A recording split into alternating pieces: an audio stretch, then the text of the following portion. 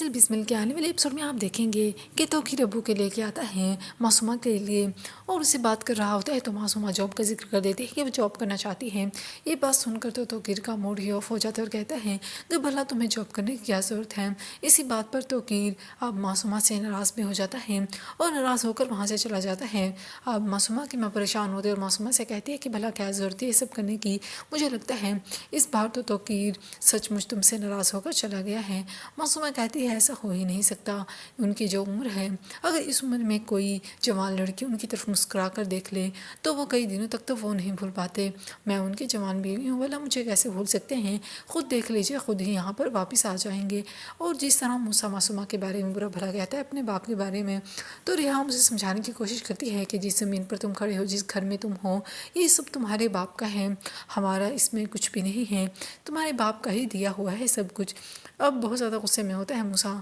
تو ریحام سے سمجھانے کی کوشش کر رہی ہوتی ہے کہ میری زندگی تم مزید مشکل میں مت ڈالو اور میری زندگی مزید مشکل نہ کرو۔ ریحام بھی توقیر کی وجہ سے بہت پریشان ہوتی ہے اور دوسری طرف اب موسیٰ کا رویہ بھی اسے بہت پریشان کر رہا ہوتا ہے، کیونکہ موسیٰ جس طرح سے ریئیکٹ کرتا ہے، اب جب موسیٰ غصے میں ہوتا ہے تو توقیر یہ بات ہرگز برداشت نہیں کر سکتا کہ معصومہ کے بارے میں کوئی کچھ غلط کہے۔ اسی وجہ سے وہ توقیر اس سے کہہ دیتا ہے کہ خبردار، جو تم نے اس کے خلاف ایک لفظ بھی نکالا میری بیوی ہے اور تمہیں اس کی عزت کرنی چاہیے۔ اب موسیٰ کہتا ہے کہ اگر یہ دھمکی ہے